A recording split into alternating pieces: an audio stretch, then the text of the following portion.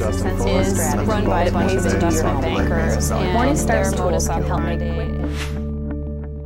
I'm Jason Stipp from Morningstar. After the last few days in the market, investors can't be blamed for getting that "oh no, here we go again" feeling. But what should we make of the recent market volatility, and what does it mean for our portfolios? Here with me to offer some insight is Morningstar's Jeremy Glaser. He's markets editor for Morningstar.com, and Christine Benz. She's director of personal finance. Thanks for joining me, guys. Jason, nice to be here. You're welcome, Jason. So, Christine, you and I have talked about portfolio allocation for a lot of different reasons and in a lot of different contexts before. And I have to say that I've never heard you recommend selling everything in your portfolio and moving into cash and treasuries. That's not something I would say, is it? But it's something investors have been feeling inclined to do recently. And I would say that the recent market volatility is a good wake-up call.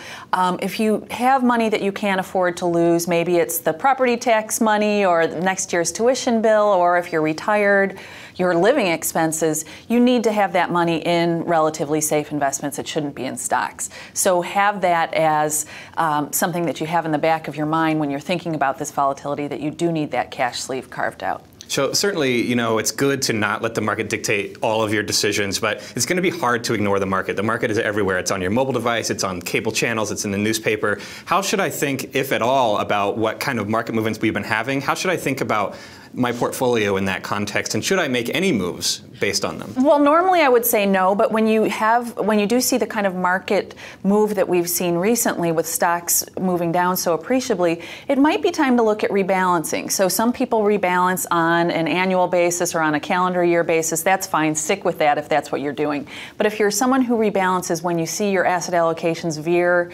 significantly from your targets, maybe it's time to get in there, use our X-ray tool to see where you are in terms of your allocations, and maybe think about bumping up your stock position. And one thing you might do is consider doing it over a period of a few months rather than doing it all in one go. So if you're feeling nervous still about the market, but you do maybe want to rebalance a little bit, just over time, dollar cost average, and then if it goes down some more, you can get some cheaper shares. Exactly.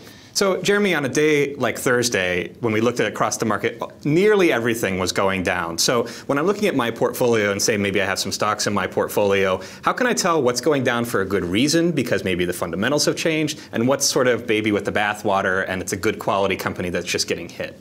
I think you're right. There certainly have been fundamental reasons that stocks have been selling off over the last couple of weeks. Worries about European growth are more than just about debt. They're actually about their economy is growing very, very slowly. And what's the impact of that on China? What's the impact of that on the United States? So I think companies that have a lot of exposure to Europe, you're seeing them sell off. And I think that some of that is probably correct. Some of that probably means that expectations for future growth are lower. But certainly there's many companies that are very high quality that are going to be impacted somewhat by that, but it's not going to be a major driver of their business. And I think it's those high quality stocks that you need to focus on in your portfolio. So if you're holding, say something like Microsoft or another company that has big competitive advantages, that's the sort of name that you're gonna not sell when you see, kind of these worries in the market. And if you did want to, let's say, reduce your allocation to stocks, if you look at your asset allocation and you have too much in equities, you want to look at those lower quality names, the ones without the competitive advantages. But it's also important to note that just because a company is high quality doesn't mean that it's not going to have volatility.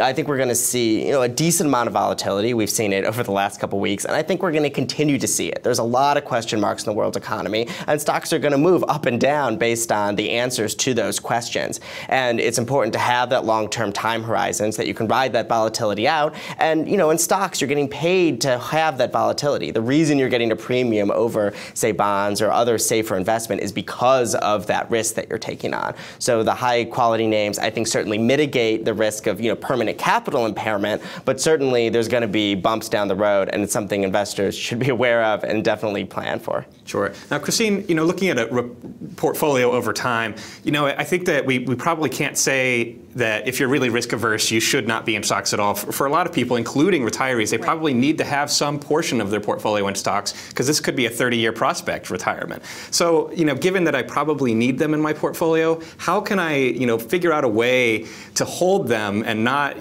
be up all night worrying about this volatility? Well, some people might call it mental accounting, but this bucketing approach has really taken off, in part because it does make intuitive sense. It times like this. So if you have your portfolio split into two sleeves, one is your safe stuff to cover your near-term expenses, and the other is the growth portion, the growth engine, primarily stocks, you can afford to not worry too much about that stock position if you have that cash and short-term bond allocation carved out of your portfolio. So I think that that's a good starting point for retirees, because you're right, they do need stocks, they need that growth potential. And then another thing, I would very much echo Jeremy's comments, quality is a good place to be, particularly for retirees, no matter what the market environment.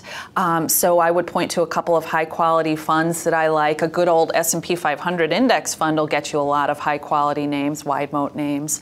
Also Dreyfus Appreciation is another one I like, and also Jensen Portfolio, which I know is one of Morningstar.com user favorites.